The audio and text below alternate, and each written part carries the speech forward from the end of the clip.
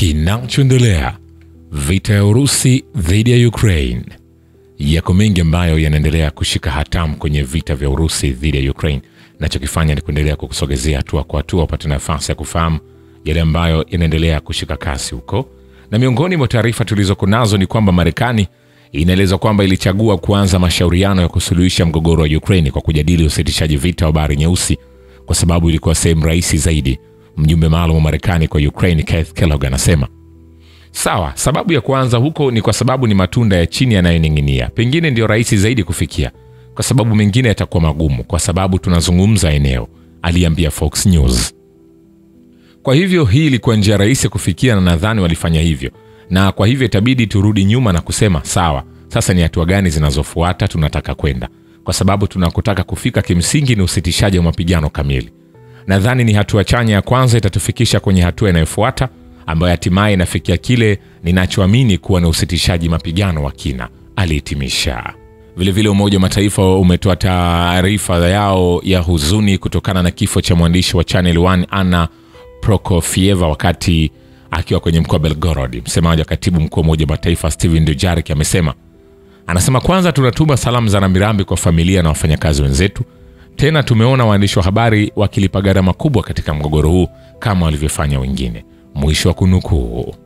Vile waandishi wa habari inaelezwa kwamba wanapaswa kuangazia mzozo wa Ukraine bila uoga wa kulengwa na wanajeshi. Msemaji wa katibu mkuu wa Umoja wa Mataifa Steven Dujarric anasema ni lazima waandishi wa habari waruhusiwe kufanya kazi yao bila hofu ya kuwahi kulengwa au kunyanyaswa. Kulingana na msemaji huyo wa Umoja wa Mataifa, umetoa rambirambi zake kutokana na kifo cha mwandishi wa Channel 1 Anna Prokofieva katika mkoa wa Belgorod. Wakati huo shirika la ulimwengu lenyewe halina haki ya kuchunguza mauaji ya waandishi wa habari wa Kirusi na Kiev bila mamlaka sahihi, Dujarric alisema. Vile huku Urusi na Marekani zikipumua shingoni, Ulaya inaondokana na wazo la kutuma wanajeshi Ukraine ili kuhakikisha usalama wake na sasa inazingatia chaguzi za busara zaidi. Shirika la habari la Reuters limeripoti likinukuu vyanzo.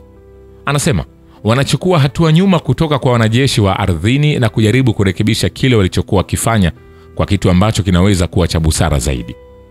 Ukraine ilipokuwa katika nafasi nzuri zaidi, wazo la kutuma askari lilikata rufaa. Lakini sasa kwa kuwa hali iko chini na utawala wa Marekani ulivyo, si ya kuvutia sana.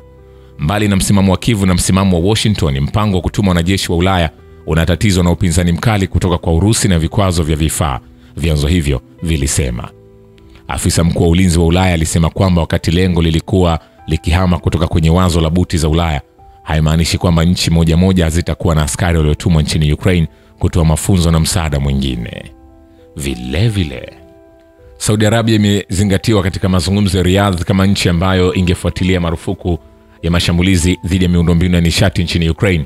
Naibu katibu mkuu wa ofisi ya Zelensky Igor Zovka anasema kupitia TV ya Rada. Anasema kazi ya kiufundi juu ya ufuatiliaji inaweza kufanywa na nchi za tatu. Jina lililotajwa lilikuwa Saudi Arabia, ambapo mazungumzo yalifanyika. Marekani ilipendekeza hilo kwa Saudi Arabia. Naibu mkuu huyo aliongeza kuwa uamuzi wa mwisho kuhusu nani atafanya ufuatiliaji huo bado haujatolewa. Mnamo Machi 25, Kremlin ilitoa taarifa juu ya matokeo ya majadiliano ya wataalamu na Washington. Kulingana na ripoti hiyo, Urusi na Marekani zilikubaliana kuendeleza juhudi za kufikia amani ya kudumu na endelevu. Zaidi ya hayo, wahusika walikubaliana kuhakikisha utekelezaji wa mpango wa Bahari Nyeusi, ikiwa ni pamoja na kuhakikisha usalama wa usambazaji baharini. Vile mamlaka Kiev inajaribu kuvuruga makubaliano ya amani na mashambulizi yao kwenye miundombinu ya nishati ya Urusi, ambayo inaonyesha kutojitolea kwao. Naibu mwakilishi mkuu wa kwanza wa Urusi katika Umoja wa Mataifa Dmitry Polyanski anasema Kiev, baada ya kukubaliana kwa maneno na usitishaji vita wa nishati, inaendelea kupanga na kufanya mashambulizi kwenye miundombinu ya nishati ya Urusi kujaribu kutuhadaa sisi na Marekani kwa njia hii. Ni wazi kabisa kwamba kupitia vitendo hivyo inajaribu kuvuruga makubaliano yoyote ya amani na inaonyesha wazi kutojitolea kwake. Kulingana na mwanadiplomasia huyo, Urusi iko tayari kabisa kwa hali ya kijeshi ya kusuluhisha mzozo wa Ukraine, lakini inapendelea kusuluhisha kwa njia za kidiplomasia.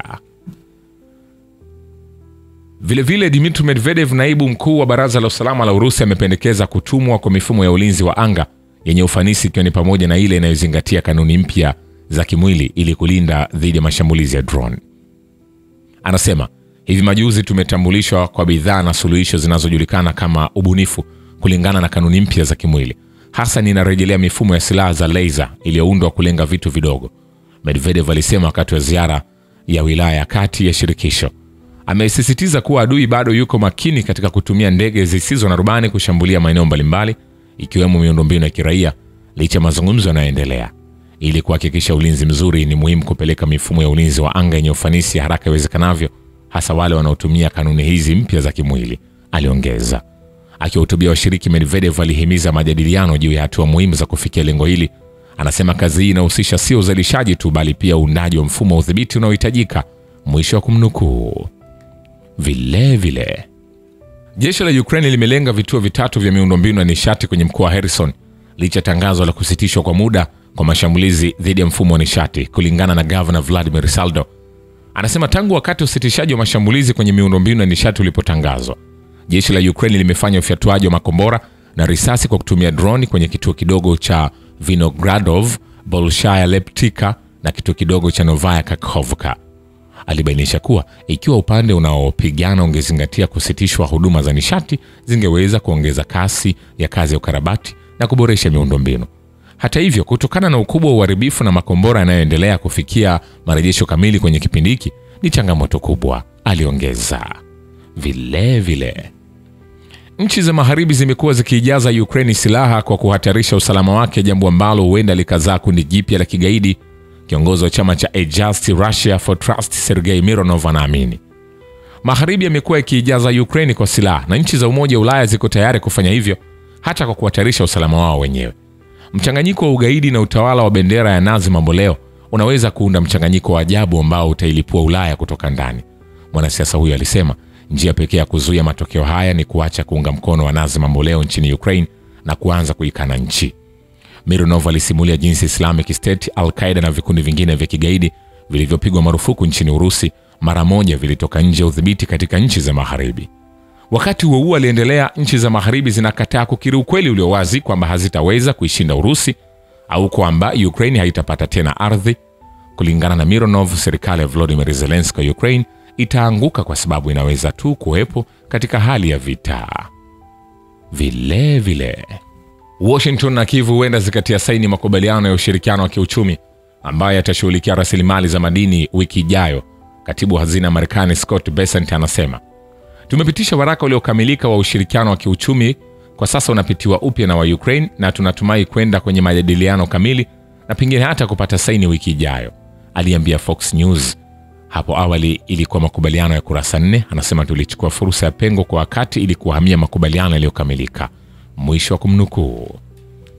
Vile waziri wa mambo ya nje wa Marekani Marco Rubio amesema kuwa Marekani na Urusi zimefikia makubaliano kimsingi kuhusu usitishaji vita wa Bahari Nyeusi wakati wa mazungumzo nchini Saudi Arabia. Anasema tunacho hapa ni makubaliano kimsingi juu ya usitishaji vita wa Bahari Nyeusi, alisema katika mkutano na waandishi wa habari pamoja na waziri mkuu wa Jamaica Andrew Holness huko Kingston.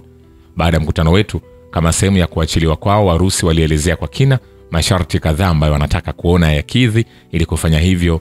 Kwa hivyo tutafanya tathmini hiyo. Anasema kwa hivyo tutakuwa tukikusanyika na kupanga wakati watu wetu watakaporudi, kukaa chini kupitia mapendekezo, kupata maoni yao ya mazungumzo ili tuweze kuelewa zaidi msimamo wa Urusi ni nini au ni nini wanachouliza, ni kubadilishana na kisha tutawasilisha hilo kwa rais ambaye hatimaye atafanya uamuzi kuhusu hatua inayofuata hapo, Rubio alisema. Vile takriban watu 7 wameuawa kwenye shambulio la kombora la Ukraine kwenye shule ya bweni huko Sudza katika mkoa wa Kursk mnamo Februari 1. Mkazi wa eneo hilo anasema takriban watu 100 walikuwa ndani ya shule ya bweni huko Sudza wakati wa shambulio hilo baya. Hayo yakiendelea, kundi la upiganaji la Ukraine lililipuliwa kwenye uwanja wake wa migodi baada ya kutoroka kutoka kwenye makazi ya Viktorovka kaskazini mwa Sudza katika mkoa wa Kursk.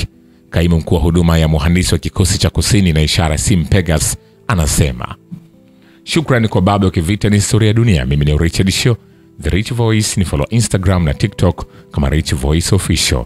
Asante.